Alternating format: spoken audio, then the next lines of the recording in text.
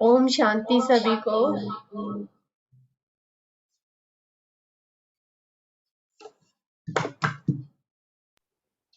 ओम शांति। हाँ जी, शांति।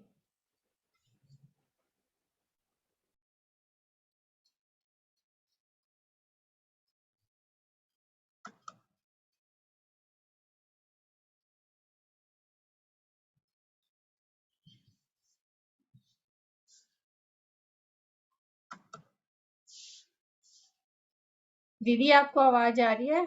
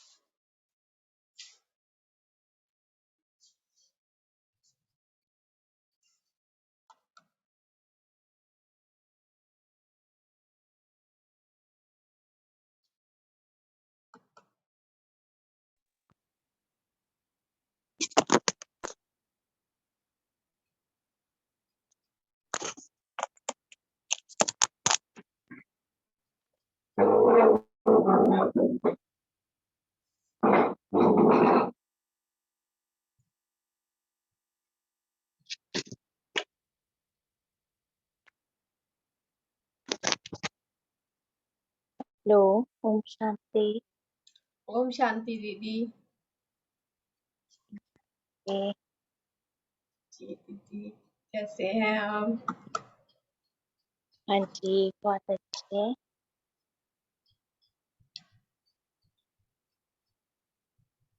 ओम शांति।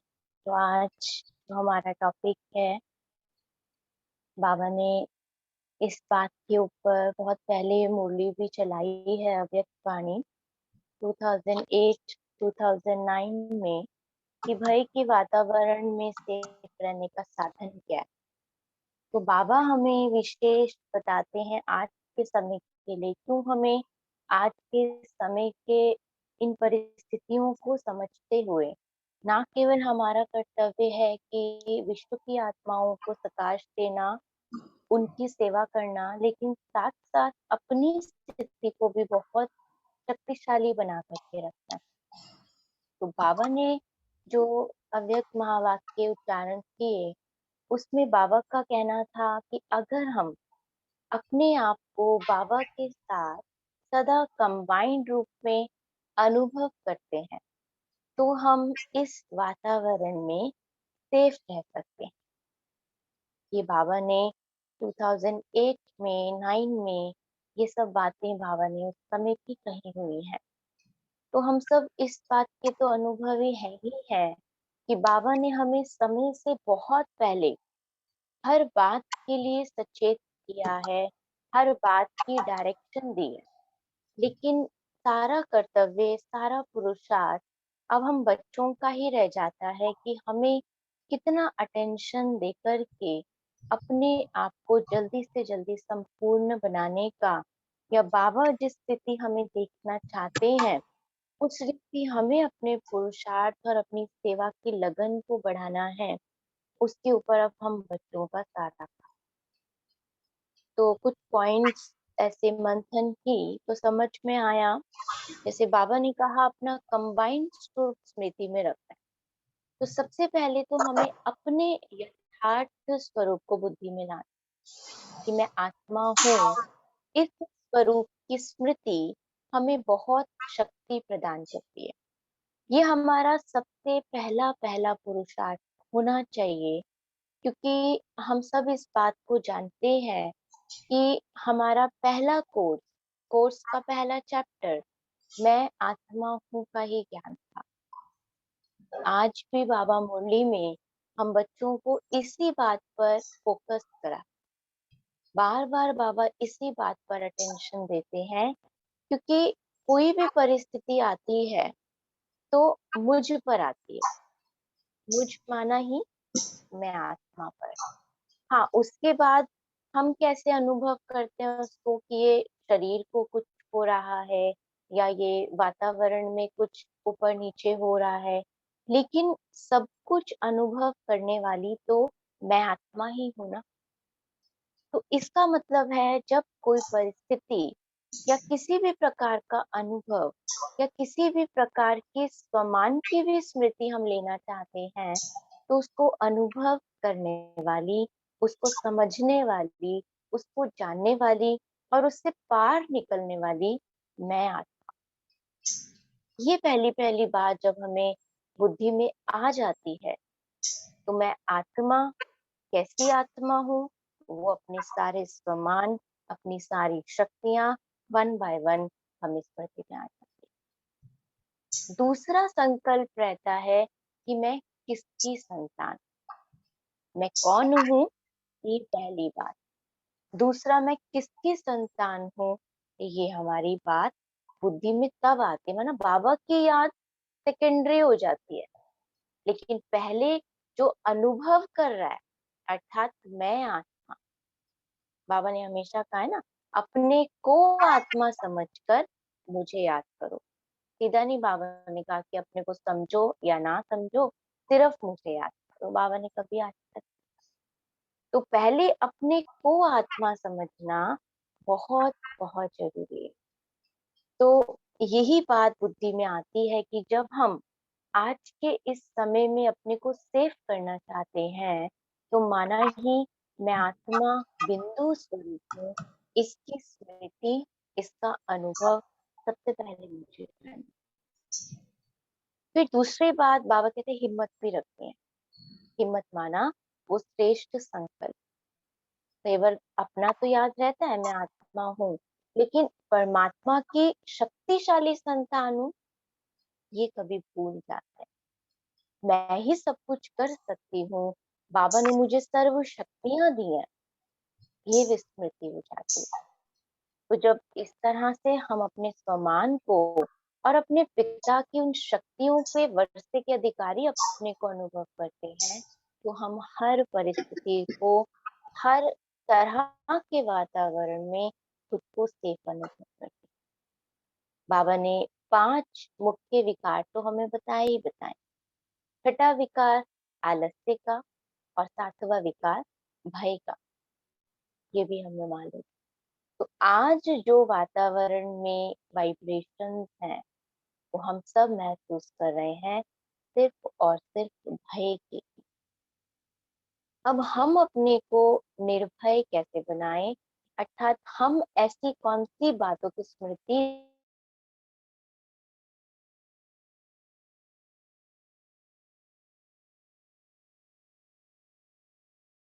इन्हें भी हम सूक्ष्म में वो सारी शक्तियां प्रदान कर पाए जो इस समय उन आत्माओं को चाहिए। तो उसमें सबसे पहली बात जो है हमारी आत्मिक ज्ञान की, जो हमने पहले भी बात की कि मैं आत्मा हूँ की स्मृति, लेकिन स्मृति से भी पहले उसकी नॉलेज, वो हमें बाबा ने दे दी। दूसरे पॉइंट बाबा ने क्या कही कि हमें उसके साथ साथ आत्मा के ज्ञान के साथ साथ परमात्मा की भी यथार्थ पहचान चाहिए। परमात्मा को जान लिया तो इस समय की भी पहचान चाहिए कि ये ड्रामा कैसा है, क्या है, कैसे फिरता है। ड्रामा को जान लिया, अब इस दुनिया में ये कितना समय, ये सब परिस्थितियां चलनी है, कैसे चलनी है, ये सारा ज्ञान हमारी बुद्धि में क्लियर होना चाहिए।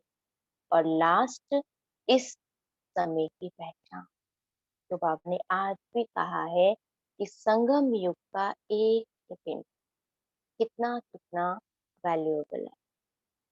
तो हमें उस समय की जब पहचान होगी, तो हम आज के इस वातावरण में अपने को भी शक्तिशाली अनुभव करेंगे और अन्य आत्माओं को भी करा सकेंगे।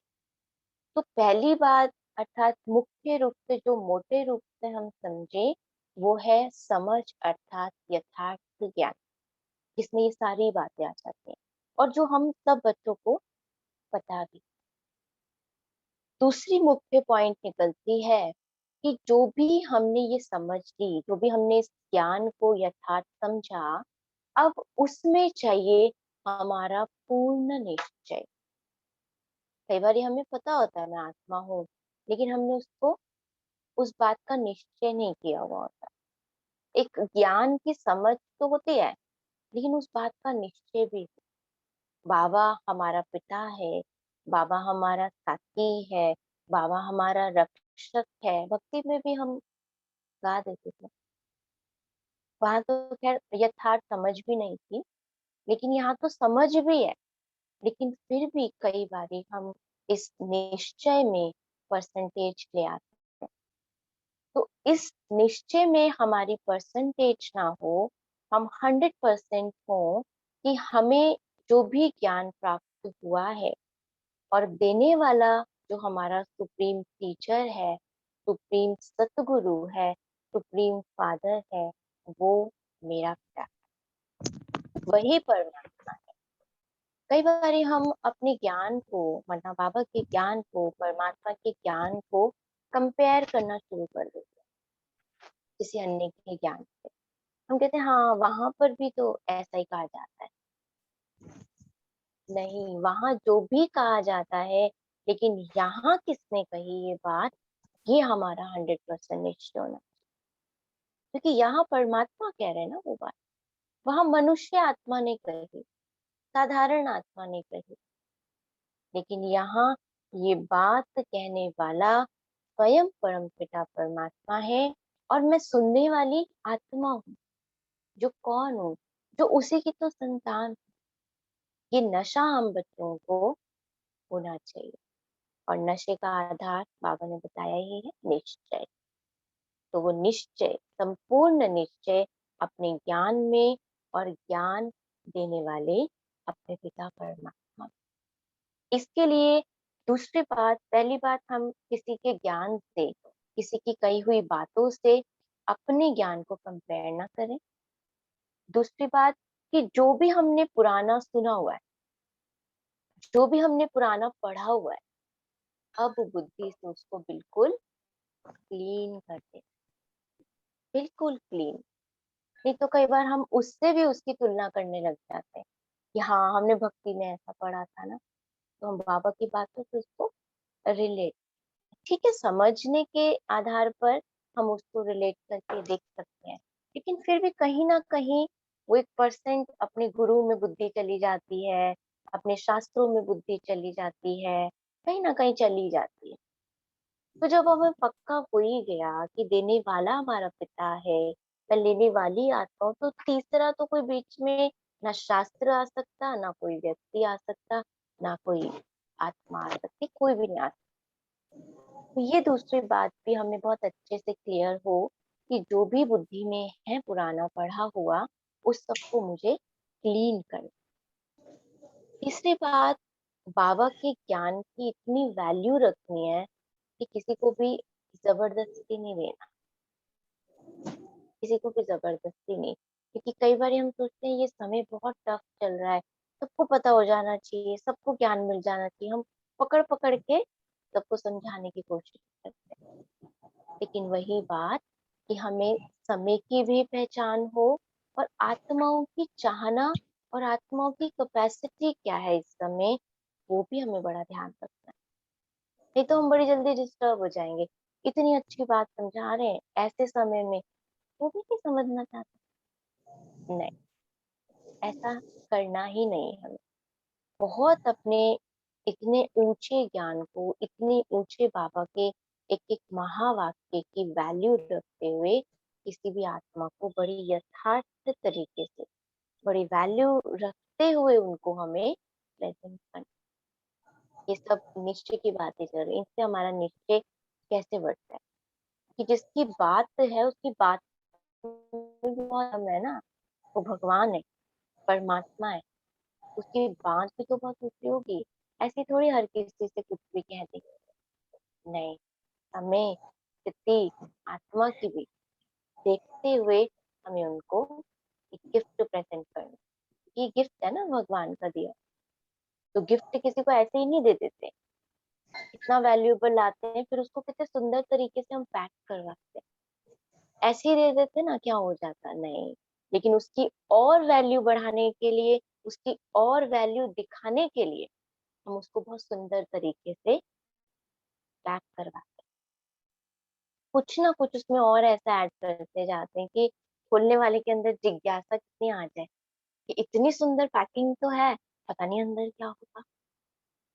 ऐसे ही बाबा कहते हैं कि हमें भी अपने ज्ञान में जब इतना निश्चय होगा, अपने आप में इतना नशा होगा, तब हम उन आत्माओं को इतनी सुंदर रीति बाबा की एक एक बात को प्रेजेंट कर पाए। और चौथी बात कि हम अपने स्वमान में रहें कि हमारा कितना ऊंचा स्वमान है, ऐसे सुप्रीम टीचर के हम गॉडली स्टूडेंट हैं। जब ये स्वमान हमें याद आ जाएगा तो हमारा नशा ऑटोमेटिकली बढ़ जाएगा और हमारा निश्चय का परसेंटेज भी हाई जाता जाएगा। तो ये दूसरी मुख्य बात कि हमारा निश्चय संपूर्ण रीति बाबा में, बाबा की बातों में, स्वयं की पढ़ाई में, स्वयं के ज्ञान में होना चाहिए। तीसरी बात अब आती है अनुभवों की अथॉरिटी। अनुभवों की अथॉरिटी कैसे बनेगी? क्योंकि इस समय तो सबसे ज्यादा काम हमारे अनुभव कर रहे हैं, जो हमने समय प्रति समय आज तक किए हैं और अभी भी कर रहे हैं और आगे भी हमें करने हैं। वो हमारा जन्म सिद्ध अधिकार है कि हम भगवान के बन गए, हमने ज्ञान को समझ लिया, पल पल हम हर प्रकार के अनुभव कर सकते हैं। तो सबसे पहली बात वही अनुभव करने की कि मैं स्वयं कौन हूँ, माना आत्मिक स्मृति, आत्मिक स्थिति और परमात्मा का। दूसरी बात सर्व संबंधों का एक बाबा से अनुभव, क्योंकि इस समय हमें हर संबंध की आवश्यकता है। तो हमें पता है कि विनाशी संबंध है हमारे पास सारे आसपास, लेकिन उनसे मुझे कोई प्राप्ति नहीं। तो बाबा से हर संबंध का रस मुझे मिलना चाहिए। तीसरा, हर शक्ति का अनुभव मुझ आत्मा को इस समय होना चाहिए। हर गुण का अनुभव मुझ आत्मा को होना चाहिए। चौथा, बाबा से रूह रिहान करने का भी अनुभव। बाबा से बातचीत कैसे करनी है? कई बार हम कहते हैं बात तो बाबा से कर रहे थे, पता नहीं बाबा के पास संकल्प पहुंचा तो नहीं। ऐसे कैसे नहीं पहुंचा? कि हमने सोच भी कैसे लिया कि बाबा ने मेरी बात सुन भी ली कि नहीं? कई बार रिस्पॉन्स इमीडिएटली मिलता है ना, तो हम सोचते हैं पता नहीं बाबा के पास हमारा संकल्प पहुंचा कि नहीं। बाबा तो कैच कर रहा होगा, लेकिन शायद मेरी शक्ति इतनी नहीं है जो बाबा तक पहुंच गया हो। बाबा कहते नहीं, बाप और बच्चा माना जो बच्चे ने कहा, बाप तक वो बात सही की गई। पांचवा, सर्व समर्पणमय बुद्धि।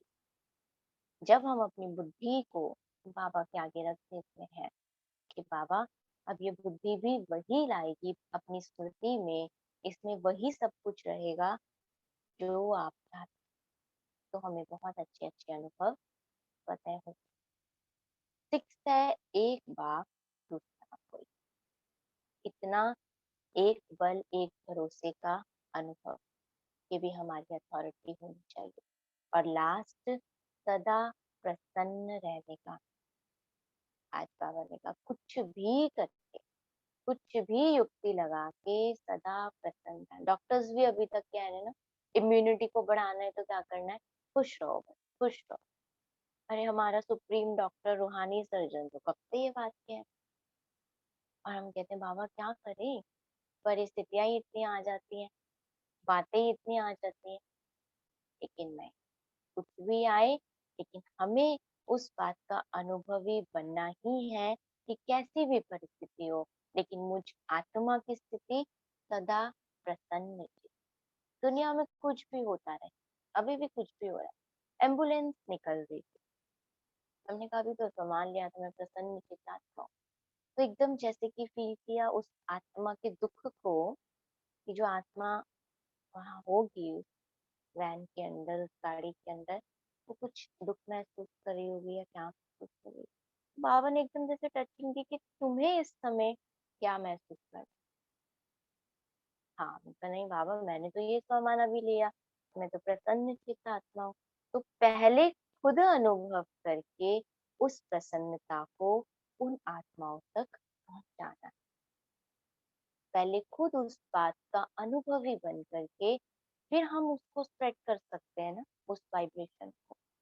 हम कहीं हम मनसा सेवा करे जा रहे हैं, सबको शांति की वाइब्रेशन दे रहे हैं, सबको शक्तियों की वाइब्रेशन दे रहे हैं, सबको निर्भयता की वाइब्रेशन, लेकिन अपने अंदर पहले तो मुझ आत्मा को महसूस करनी है ना।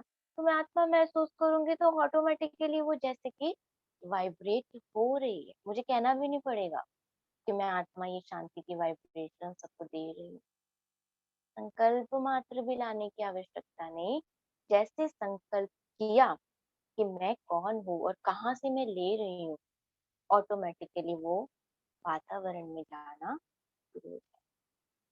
तो ये तीसरी बात कि सर्व अनुभूतियां हमें बाबा से करनी है, अपनी आत्मिक स्मृति की भी अनुभूति रखनी है, परमात्मा की भी। और लास्ट मुख्य चौथा पॉइंट जो मेन पॉइंट है इस समय के लिए, दातापन की स्मृति और स्थिति। स्मृति यथार्थ होगी तो हमारी स्थिति भी यथार्थ होगी। इस समय दाता बनकर क्या करना है? सर्वात्माओं की मनसा को शक्तिशाली बना, क्योंकि जो भी दुख पीड़ाएं जो भी वो आत्माएं महसूस कर रही हैं और इतना ज्यादा वो उस परिस्थिति में अपने आप को जैसे कि कमजोर अनुभव कर रही हैं, तो उस कमजोरी को उन्हें अनुभव ना होने दें, उसके लिए बाबा कहते हैं पहले आपको अपनी स्थिति को इतना शक्तिशाली बना, उनकी मनसा में बल भरना है। और वो तभी होगा जब पहले हम अपने आप को, अपने मन को इतना शक्तिशाली बनाएं। दूसरी बात, हर आत्मा की चाहना को समझना। दाता माना ही जिसको जो चाहिए वो दे। अभी सबको चाहिए निर्भयता, ये वाला बल चाहिए, ये वाली शक्ति चाहिए, और मैं उनको दे रही हूँ सुख। सुख नहीं चाहिए, पहले उनको निर्भय बनना पड़ेगा। पहले उनको इस भय से बाहर निकलना है कि मुझे कुछ नहीं हुआ है, क्योंकि वो इसी डर में है। अब ये हो रहा है, अब ऑक्सीजन कम हो रही है, अभी फलाना हो रहा है, अभी शरीर में ये हो रहा है, तो भय में है वो। सुख तो इसका लास्ट है। पहले आत्मा उस नेगेटिविटी से तो बाहर निकले, पहले आत्मा स्व के प्रति इतने शुभ संकल्प तो क्रिएट करे। तो क्या समय की मांग है, अर्थात क्या आत्माओं की चाहना है, वो हमें चेक करना और उन मांग को, उन बातों को पूरा करना। तीसरी बात है, स्वयं में भी वो शक्ति को भरकर जैसे कि सब तरफ फैलाते जाना है। सब तरफ फैलाना माना ही जो बाबा कहते हैं बैठ जाए विश्व के ग्लोब पर, और बाबा से लेकर कई बार हम संकल्प करते हैं आज मेरी स्थिति ठीक नहीं, आज मनसा सेवा ठीक नहीं होगी, लगता है आज हलचल हो रही है मन में खुद के, कैसे करेंगे आज मनसा सेवा। बाबा कहते हैं आप देने वाले हो, देने वाला कौन है? तो दाता है, हम तो कुछ नहीं दे रहे, अपने पास तो इतनी शक्ति है कहाँ जो हम पूरे विश्व में फैला दें। तो हम तो ऑलरेडी बाबा की ली हुई दे रहे हैं ना, तो मुझे कुछ नहीं करना, मुझे तो बाबा के साथ बस बैठ जाना है, मुझे तो बस एक इमेज क्रिएट कर देनी है। बाकी दे रहा है बाबा, मैं तो बीच में एक मीडिएटर हूँ, बस एक पास ऑन करने के लिए बैठी हूँ मैं आत्मा। बाकी मेरा अपना बल है ही नहीं जो कम हो जाएगा, ऑलरेडी कम है, ये संकल्प नहीं कर। तो ये संकल्प कि देने वाला दाता है, वो ही दे रहा है और मैं निमित्त आत्मा हूँ। और लास्ट बात, अपने अंदर उमंग उत्साह को भर करके रख आज के समय, क्योंकि कई ऐसे भी वातावरण हमारे सामने आ जाते हैं, परिस्थितियां आ जाती है जिससे हमारा ही उमंग कम हो जाता है। तो अगर हम सोचते हैं अरे इतना दुख का वातावरण है, हम खुश कैसे रह सकते? बाबा कहते हैं आपके खुशी के वाइब्रेशन ही तो वातावरण में जाएंगे। ठीक है, हम महसूस करते हैं उस दुख को, हम वो खुशी नहीं मना रहे, हम ये खुशी मना रहे हैं कि हम किसके बच्चे हैं। हम ये खुशी मना रहे हैं कि भविष्य हम आत्माएं ऐसा नई दुनिया लाने के लिए, सत्य की सृष्टि लाने के लिए हम निमित्त बने हैं, और इन सब आत्माओं की सेवा करने के लिए हम निमित्त बने हैं। हमें ये खुशी है, हमें ये उमंग है अंदर से। तो ऐसा उमंग उत्साह हमें अपने अंदर भर भर के चलना है। तो ये 4 मुख्य पॉइंट्स जब हमें स्मृति में रहेंगी, तो हम बड़ी इजीली इस भय के वातावरण में, इस डर के वातावरण में स्वयं को निर्भय अनुभव करते हुए सेव कर पाए। इतनी जिम्मेवारी हमारी सबसे पहले स्व के प्रति है, और फिर अन्य आत्माओं के प्रति भी है। अब क्या नहीं करना, ये तो हमें सबको करना है, और क्या नहीं करना है उस तरफ भी जरा हम ध्यान दे दें। तो इस समय जो वातावरण में या हमारे आसपास ये जो सोशल मीडिया है, इस पर इतनी नेगेटिविटी भरी हुई है, इतनी संशय की बातें आई हुई हैं, उससे अपने आप को बचाना।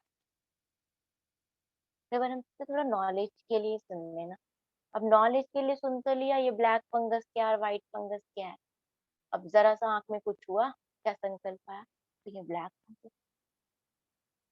दूसरा भी आया, अरे आज आंख में ऐसा कुछ दिक्कत आ रही, पता नहीं क्या हो गया। तो कई बार नॉलेज ओवर होना भी दुख का कारण बन जाती है। कुछ नहीं हो रहा है, जरूरत ही नहीं है सुनने की, मैं स्वस्थ आत्मा हूँ ना। ज्यादा होगी तो बाबा अपने आप टचिंग दे देगा ना, बच्चे ये हो रहा है, अब ये कर लो। इलाज भी है उसके पास, वो सुप्रीम सर्जन है ना हमारा, तो भूल जाते हैं हम। वो गाइड है हमारा, तो भूल जाते हैं हम, और हम दुनिया की गाइडलाइंस लेकर चलते रहते हैं, अपने सरकार की गाइडलाइंस लेके चलते हैं कि भगवान भगवान क्या कह रहा है, वो तो एक तरफ कई बार हो जाता है, लेकिन दुनिया क्या कह रही है, समाज क्या कह रहा है, देश क्या कह रहा है, कई बार हम उसमें ज्यादा चले जाते हैं। तो इस नेगेटिव प्रभाव से भी हमें अपने आप को बचाना है। दुनिया जगत की जानकारी कम से कम रखनी है, कम से कम, क्योंकि जितनी हमें जरूरत है उतनी हमें पता चल जाती है ना, या उतनी हम ले लेते हैं, उतनी ब्राह्मण परिवार में भी पता चल जाएगी, कहीं बाहर भी जाने की जरूरत नहीं। तो फिर एक्स्ट्रा क्या इकट्ठा करना नॉलेज, इतनी अपने पास इतने काम है, बाबा कहते हैं। तो अभी हम दुनिया की बातें लेकर या मीडिया की बातें लेकर के क्या करें। तीसरी बात, मनुष्यों की मत पर नहीं चलना, परमात्मा की मत पर, स्व की मत पर भी नहीं चलना। कई बार हम बाबा की मत में अपनी मत मिक्स करते हैं, और हम कहते हैं सेवा कर रही है ना इस समय जाके आत्मा, चलो जी भोजन बांटने की सेवा कर रहे हैं, ये कर रहे हैं, वो कर। ठीक है, अपने को भी सेफ रखना है, लेकिन वो देना है ना इस समय दुनिया को, जो दुनिया वाले नहीं दे सकते, जो कोई और मनुष्य नहीं दे सकते, सिर्फ और सिर्फ हम बाबा के बच्चे दे सकते हैं। ऐसी सेवा करनी, ये हमें चाहते हैं। फिर साथ साथ किसी भी तरह की नेगेटिविटी, चलो मैंने ले ली अपने अंदर, एक्स्ट्रा नॉलेज बाहर से ले ली, अब उसको आगे चर्चा में नहीं लाना। अपने तक तो हाँ, मैंने ले ली। दीदी 2 मिनट बाकी बच्चे हाँ हैं। जी, अच्छा। अच्छा अच्छा जी जी जी जी। तो जी। ये थोड़ा सा ध्यान रखना है हमने, कि ये चीजें हमें नहीं करनी है, चर्चाओं में नहीं आना है, और अपने पुरुषार्थ की भी अटेंशन रखनी है, टेंशन नहीं। कई बार हम इतने स्ट्रेस में, कई बताते हैं हम इतने स्ट्रेस में आ गए ना इस समय, बाबा के बच्चे किस लिए, मनसा सेवा करनी है, मनसा सेवा करनी है, मनसा सेवा करनी है, मना नहीं है, लेकिन अपने मन की स्थिति को रख के तो सेवा कर पाएंगे ना। तो अपना मन सदा खुश, ऐसा प्रफुल्लित कि दुनिया वाले बस उस खुशी को अनुभव करें, उस निर्भयता को अनुभव करें। यही हमारी इस समय की विशेष विशेष ड्यूटी है। स्वयं को भी सेफ रखना है, और पूरी विश्व की आत्माओं को, अपने वातावरण को, अपने परिवार को, अपने आसपास को भी सेफ रखें। ओम शांति।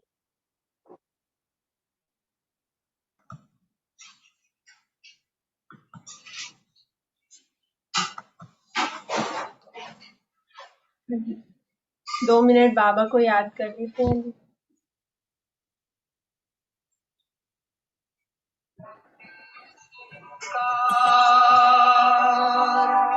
शिव शक्ति बनी विश्व आधार, युवा में शक्ति भर कर करने आए सब पे उपकार।